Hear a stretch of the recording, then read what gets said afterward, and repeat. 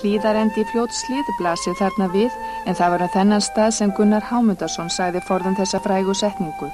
Fögur hlíðin, svo mér hefur hún aldrei jafnfögur sýnst, bleikir akran en slegin tún og mun ég ríða heim aftur og hvergi fara.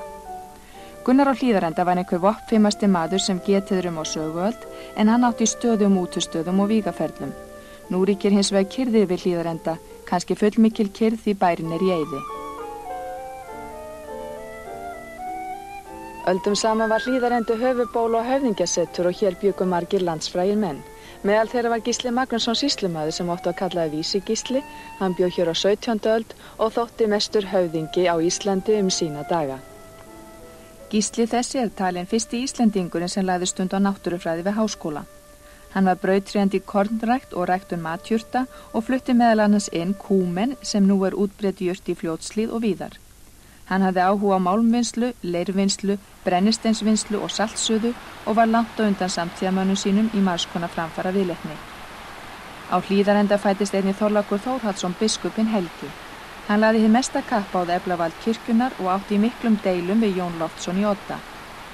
Þorlákur vandaði mjög líferni sitt og var brátt eftir lát sitt talinn heilagur maður. Helgur dómur hans var tekin upp 1198 og á hann 2 messudaga á ári, Þorláksmess á sumri og Þorláksmess á vetri. Hér ofan við túnið á Hlíðarenda hóll sem kallaður Gunnarshaugur og segja munnmælasögur að þarna sé Gunnar Hámundarson heiður. Fræðimenn telja þetta ólíklegt, enda þetta bara venjulegur klapparhóll og engin veggsummerki að sjá. Í Njálssögu sagt frá því að Gunnar gekk aftur í haugnum, kátlegu með gleðibræ miklum og hvað vísu. Þá má geta þess að tóttir eru skammt frá bænum og eiga þær að vera af skála Gunnars, en það að sínu leyti eins óvíst að rétt sé. Kirkjan á Hlíðarenda var að vonum Helgu Þorláki biskupi í kaþólskum sið, en 1802 var Hlíðarenda kirkja tekin af og sóknin lögð til teigs, en 1896 voru kirkjur í Teigi og Eyvindarmúla lagðar niður og sóknirnar sameinaðar í eina sókn með kirkju á Hlíðarenda.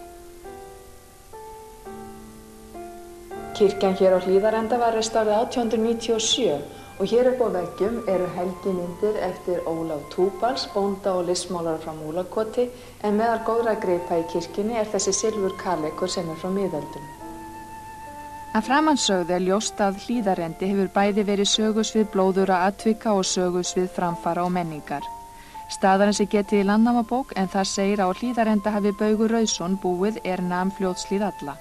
Hann var langafi Gunnars Hámundarsonar sem lengi verður minnst vegna ástar sinnar á heimabyggðinni og hvernig Hallgerður konans brást honum, þá hún synjaði honum lokk úr hári sínu til að strengja boga sinn svo hann gæti varið sig gegn fjandmönnum sínum eins og greint frá í Njálssögu.